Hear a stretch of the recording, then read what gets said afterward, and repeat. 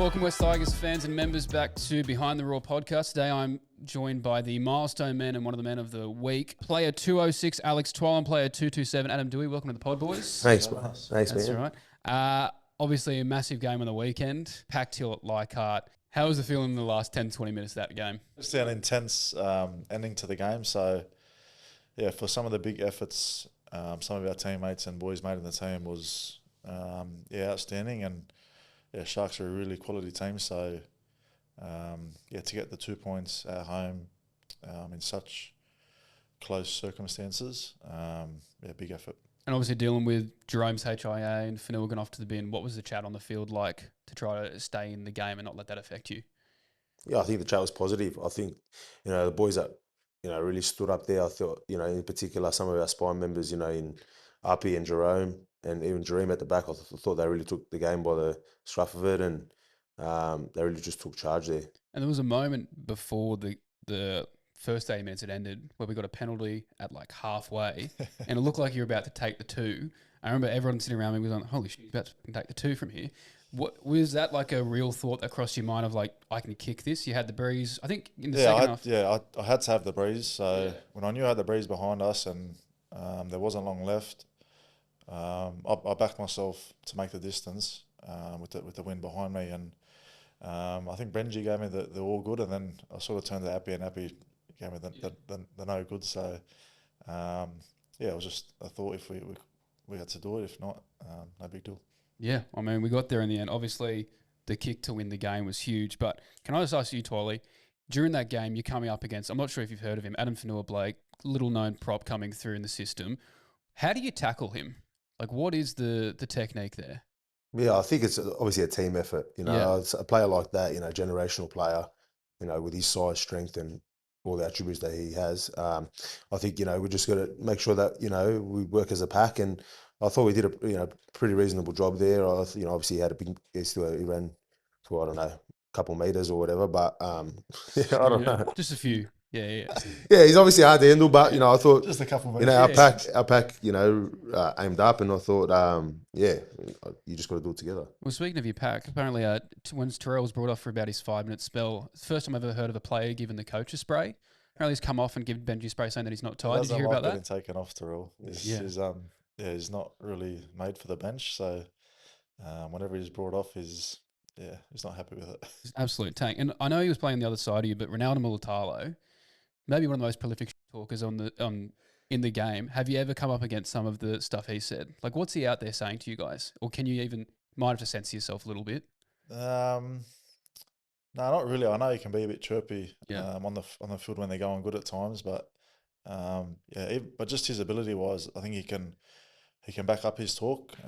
He's one of the top wingers in the comp, and you could see that on the weekend. Just that solo try he had was really good, but. In terms of talking trash on the field, I haven't really heard much from him. He was on the other edge, which... I think you might be the only person who's not heard him trash talk on the field. I'll stay out of it. Yeah. We've also got some fan questions that people have sent in here from Oscar Friedman. Adam, what was going through your head when the ball fell off the tee due to the wind before you kicked the game winner? The nerves sort of went up a bit after that, just to show how strong the wind actually was. So, it didn't help my thought process, but... I guess luckily fell through. Were you looking at Appy go and say we should have kicked the first one? Nah.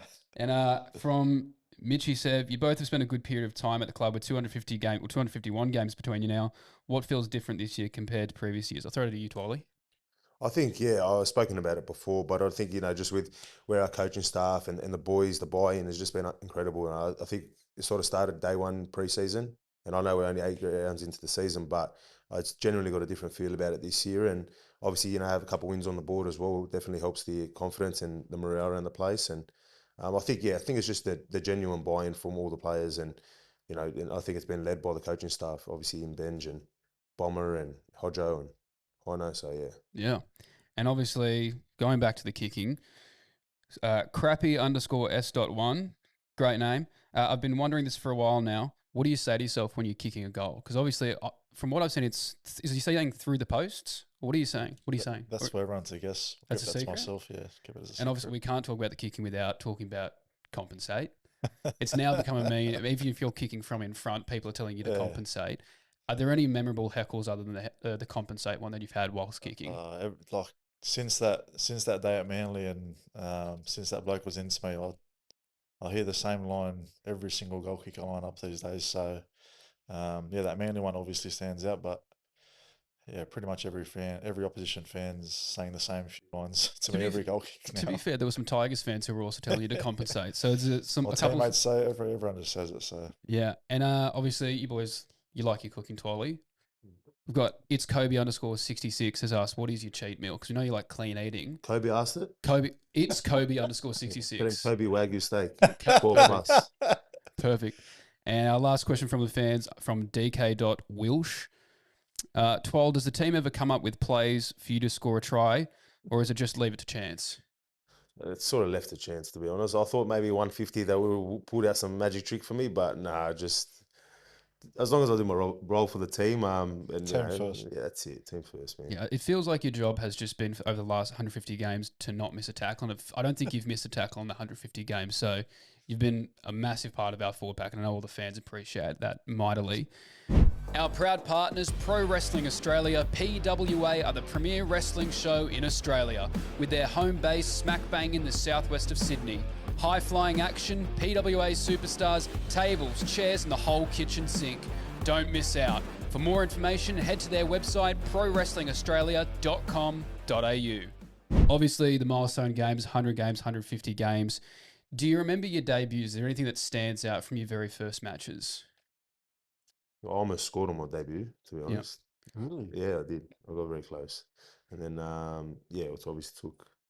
Yeah, so that was probably the one thing I remembered. Nah, to be honest, what I remember from my debut, obviously, just, yeah, I felt like a bit of a dream because, like, as a kid, obviously, you dream about playing in the NRL, and then to finally be given that opportunity, I just remember running out there at McDonald Jones Stadium, I think it was, and yeah, it was sort of felt like a out-of-body experience, you know, but yeah, so I'm just count my blessings there, you know, to play 150 now, and I think, yeah, just really grateful. Yeah, what about you, Adam?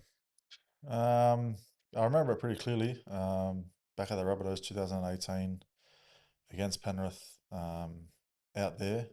Pretty tough game. I was playing in the halves and marking up against Kikau as the back row on that edge. So pretty easy debut. Wasn't the best. We didn't come around with the result, but yeah, it's all sort of a blur. As the game goes on, I think you're in awe and the emotions get pretty high in that first game. So yeah, it's always memorable to play your first game, and yeah. Yeah, well, I've got your stats here from your debut game, so I'm going to get you to guess the other person's stats to see, you know, how well you think they did. So, Adam, for Twally's debut game, how many minutes do you think he played? 30. 40. See, he was a workhorse even back then. How many runs and meters? I reckon 11 carries for 105 meters. 11 carries for 111 meters. So you got to give him more credit. He had such a game. He almost scored as well. It also, I don't know if this is correct, but in the stats, you had 45 kick return meters. I'm assuming that'd have to be off the kickoff. I was bigger. Yeah. I was bigger. I was actually, I think when I started playing, I was like 107. Now, obviously. Your fullback was. Yeah. I don't know. No, we scored a few tries, and, you know, I think. Yeah. And how many tackle breaks do you reckon he had? 0. 4. Yeah. See? I went off everyone. And I was a big guy. I was a big guy, bro. And how many tackles and how many misses do you think he had? 0 misses. Mm-hmm. 32 tackles. No, 26 tackles. 20 tackles. He was much more attacking focused in that game. And then attacking player. No, we were up 20-0 at half time. I still remember. And then we ended up running away with it. It was like a grand final because we weren't going too well. And they weren't going too well. Sold out stadium. Yeah. Grand final. It was. No, it generally was. It was a big thing at the time. I don't know. And for Adam's debut game, how many points do you think he scored? -4. He probably led in a try. He actually scored 6 points from 3 goals. How many runs and meters do you think he had? Half that. He's running half, so probably 70 meters for 6 carries. 7 carries for 34 meters. That's 7 carries for 34 meters. He was distributing. 3.5 meters a carry. And a whopping 7 post-contact meters as well, which is pretty good. How many tackle breaks and offloads do you reckon he had? Tackle breaks and offloads? 3 0 tackle and breaks. 0. Be 1 tackle break, 1 offload, and then the last one, how many tackles and how many missed? 10 Kick made. out, so I'm sure they 10 would have been made, sending 8 big missed. kick out at him. Yeah. Maybe 13 tackles. And did you say how many missed? Yeah, how many missed? Be fair. 2 maybe? 18 tackles, 1 missed. That's a big, See, he's that's a big absolutely effort, marked mate. up on kick out, not let anything through. Now, do you have a favourite game from your career that stands out in your mind? We had a good win against Manly. We were down by quite a lot. I think it was 2021. Was it? Do you remember it? 21. Yeah, I Down. remember that one. Just Yeah. thought I'd like That was the playing. compensate Benji was game, playing. wasn't it? Yeah, that was the compensate game actually. Yep. We were down by a fair bit. Benji was actually playing back then with us, and yeah, we're down by a lot at Brookvale, and came back. I scored a try with like 5 or 4 minutes to go, and had to kick the goal then to give us the lead, and yeah, that's one that stands out for me. And back at Souths, playing in the prelim final in 2019, playing fullback back then was obviously another game that stands out as well. Yeah, great. Twally? Probably Easter Monday. Every Easter Monday game against Parramatta Yeah. that we've usually played. The ones that we've won have obviously still stood out to me. But yeah, obviously it's always a game that you mark in the calendar that you look forward to. Yeah, so yeah. How many have you won? I think we've won a couple. Yeah, one. Yeah, first couple of years we won 1 or 2, had a and then couple, we had a yeah. couple tough ones. We had a tough one. I think the opening game at Bank West. Yep. I That was a remember. tough one, but then we won a couple as well. So That was a disaster. I think it's it's been all right. And do you have a welcome to the NRL moment? Was there a player who, put you on skates, or someone who just came up with a big tackle? Do you have a moment where you're like, this is a bit different to playing cup or reserve grades? You got yours on debut, kick out, didn't you? I've been Isn't told it a few times. George Defoe got me once good when I was at Souths, and Great player to be in tackled by. in that prelim final, Josh Papali got me really good and sent me in the HIA. So they're two that stand out from the top of my head. Yeah. Yeah, I think in my debut season actually, Benny Madalino, like he just Oh, yeah. he got me good. I think it was the last game of the season, and Teammate. no, Benny he wasn't. Madalino. Oh, he wasn't here at the time. No, he was playing for Warriors. And boys, obviously there's a lot of fans of the Tigers, and they show their support by coming to the games, but some people show their support in different ways. You might have seen on TikTok or Instagram, there's some people who like to make fan edits, so I just wanted to get your reaction to some of these. So obviously, we've got this one. I don't know if you remember this.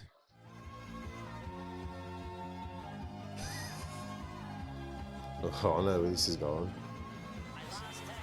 Yeah.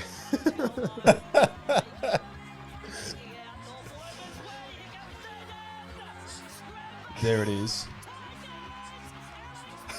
I think That was our only try for the match actually as well. So yeah, Was well, it? it was a tough Melbourne game. I remember that one. then we went into the bye, so I was actually leading try scorer for the club for about 14 days. But I think the great reverse angle of this is the fans realizing that it was you who had scored.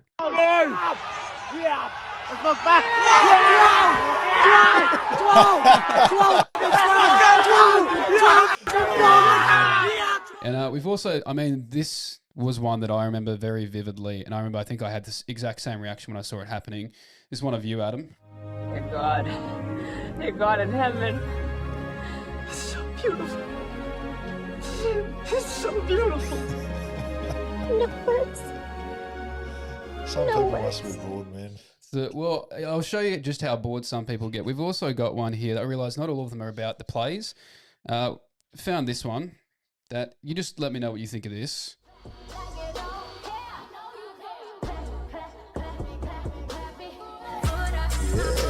Big Fanua. You notice there's no NRL highlights. It's just them smouldering towards the camera, That's not well, man. which is great. But boys, what do we think of those? Do you think some of the players might be behind some of their edits, or you think those are Yeah, just that's left off the actually fans? that's a fair idea. 'Cause they could- Actually, There's a couple few of them. burner accounts and Yeah. make a few nice videos about themselves. It's good. I found an account and it is just Fanua. Every Yeah. video is just him Yeah. basically looking hot. So it might be him who's behind that. I also have one more video that I want to show you. I just want to get your thoughts and ask what the strategy here was. Twally, if you could fill me in. Oh, no. Oh, You might be the first player to get sinned in for tackling someone off the ball who's on your own team. Can you explain what was happening there? Were you just That's how much effort he puts in. He Yeah. he doesn't even have eyes for any player or anything. He just sees a player there, exposed and ready to be tackled, and he just puts his blinkers on and goes and tackles him, no matter who it He is. didn't have his hazards on, so I didn't know. You got to get your super coach points up. Every tackle counts. Now, boys, I've got some quick questions for you about your teammates around the club. So you don't have to think too hard about it. Just tell me the first thing that comes to mind. You don't even have to explain yourself, so you can just leave that up to the fans to figure out. Who's the strongest player at the club? Royce. Yeah. Who's the fastest player? Dream Buller. Best rig? Twally. What's Well, that? he's popping his pecs right now. So Nah. is that your way of saying yourself? Heath Mason's got a cracker rig, man. Yeah, so. Person you'd most want doing your best man speech? I'll probably add him. Dream, okay. And you've got ads? Yeah, I had shit. Good on you, mate. Well, I think we might know who this one is. Person you'd least want doing your best man speech? Taruva. Taruva? Yeah, Taruva, I reckon. I mean, Actually, Jerome's had Jerome, some practice. Yeah, he's had some practice. Who's got the worst music taste in the club? It's only Taruva's music. What is he playing? Because That all we've heard is that it's terrible to listen to. What's he playing? He throws Doesn't Lebanese discriminate. music, Doesn't discriminate. It's a bit of Polynesian everything. music, Bit of everything. German music, Sri Lankan music, whatever. He just mixes it up and we just go along with it. Perfect.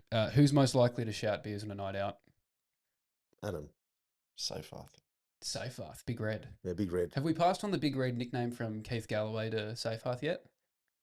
I think he's getting it. He hasn't got big on yet. its way. He's got red. Yeah. I don't think he hasn't quite Lanky Red. nailed down the big yet. There you go. All right. A few more games and maybe. And on the other side, most likely to duck off to the bathrooms when it's their turn to shout the beers. You're looking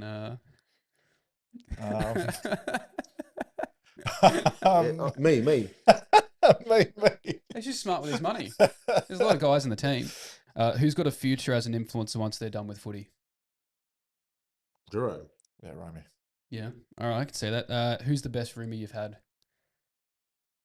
I think I've only had Yeah, Twally. we saw. Yeah, I don't No. really mix it up. It's good. Who's my stayed best with that. roomie Yeah. that we've had, or Yeah. in the current team? Are you talking about Ever. current team? Best roomie I've ever had. He just Yeah. doesn't want to admit me, mate. No, I would say, but there's whatever. And I think this one should be a given. Who's got the best eyebrows at the club? Talent. Talent Silver. Yeah, okay. Someone who should be making their Origin debut this year. Teammate. Yeah, I think that one goes without saying. Our proud partners, Pro Wrestling Australia, PWA, are the premier wrestling show in Australia, with their home base smack bang in the southwest of Sydney. High-flying action, PWA superstars, tables, chairs, and the whole kitchen sink. Don't miss out. For more information, head to their website, prowrestlingaustralia.com.au. Now, guys, we do need to keep the lights on here, so we just want to thank our sponsors, PWA Wrestling. Now, obviously, wrestling is a big part of the NRL if you play for the Melbourne Storm, but also there's a lot of people. We saw Daniel Vito make the transition from NRL to the WWE. I'm just going to ask you boys, which teammate of yours do you think could make the best transition to being a professional wrestler? Because you need the mic skills, you need to be able to talk. Professional wrestler. Professional wrestler, you need to have the athleticism, the look. Who do you think can make that transition? Royce. I reckon. You get Royce in like the big show outfit? Oh, Yeah, he'd be good. I'm sure he's not going to be too happy with you saying that. I didn't say that. We'll just cut that bit out. Sorry, Royce. I'm so scared of him. He's so big. Guys, obviously playing for Lebanon would have been one of the proudest moments of your career. Can you talk me through playing for a team like that, where it is emerging, you're having more and more players each year who are now representing that country in the same way Samoa and Tonga have had more representation? What does it mean to play for it yourself, but also to see more guys coming through representing them? Yeah, obviously means a lot. Obviously, there's not many Lebanese or Middle Eastern players in the NRL, so obviously, it's very like a proud moment, I guess, when you see young guys coming through and making their mark on the NRL. And obviously got young Tony Suka here. He's played a couple of games already this year, and it's sort of like that big brother feeling when you see him pull on the Tigers jersey, or you see any of them pull on the NRL jersey, because you're just sort of just so happy for them, and know what it means to their family and our community. And I think it means a lot to us, and like it does to everyone else as well. But yeah. What about you, Ads? What's the experience like running out? I've played in 2 World Cups with them, 2017 and 2021, and just on the back of the 2017, and then I guess how much we've built and got better in that 2021 World Cup, and even seeing more younger Lebanese kids debuting and playing in reserve grade and jersey flag now, to see the numbers for our own kind is growing. And yeah, like Twal said, it's like a big brother moment when you see a young fellow Lebanese or Middle Eastern player debut in our game, because yeah, there isn't many of us, but I feel as though that the handful that do play in first grade are really good role models for the younger generation coming through. So that's always a good sign and a helping hand. And I know leading into the World Cup next year, myself, Twally, and everyone else is really excited to get together again. And it's a different feel to put on your country and nation jersey. And yeah, always cherish the moment and get excited when I get to do it.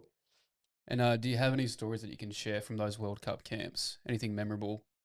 Any of the celebrations afterwards or in the lead up? There's always like some funny just player things that happen inside the four walls that sometimes can't get out. But inside the four walls is code 4. That's enough. Yeah, no, there's always good memories. 2017 it was in Sydney in Australia, so the whole community got around us, and in 2021 we were over in England, and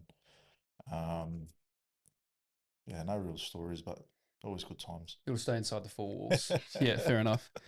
Now, fellas, I just want to we ran through a couple of the answers from players within the club. I want to ask you, broader sense in the NRL. Again, quick questions. Who's the hardest player to tackle in NRL for you? Oh, hardest player to tackle. Probably say someone like Fanor Blake, I reckon. Player that's obviously, there's a few ways that he can sort of get through the line. So I reckon that he's probably one of the hardest. Yeah. Payne Haas as well. And then you got like the smaller, like agile guys like Tedesco, guys like that. They're not very hard to tackle. Yeah, what's the go? Is it just Tedesco's giant ass that no one is able to tackle him? Because it just, I don't know, if he needs to get some more drawstring on his shorts, because they fall down every single game. The man has had the most tackle breaks in the last, 10 seasons. So there's something there. Who's the hardest hitter in the NRL? Hardest hitter now? You give me, in the entire time you've played, who do you not want to run up against? Playing with Sam Burgess, he used to hit pretty hard. He's asking about now. He's talking about 10 years ago. He said it can be ever. He said can be whenever, mate. I appreciate you doing that, but yeah, Sam Burgess. Yeah, it's not one you want to run into. He's a hard hitter. Player that you looked up to most when growing up? Probably Benji and Robbie for me. I was a young half coming through and a Tigers fan growing up, so Benji was the half at Tigers at the time, so I always followed his game closely. And Robbie Farah, being a fellow Lebanese player, I always admired him and the way he went about his game and his playing style. So yeah, them two blokes come to mind. It's a great pick. Now, obviously, as we wrap up, we're going to head to Magic Round next round up at Suncorp Stadium, taking on the Dragons. How are you feeling about the game coming up? Is there anyone that you're looking out for that's going to be a threat in that team that you have got circled on the whiteboard? Yeah, I think they have a good team. I think they have a good team all over the park.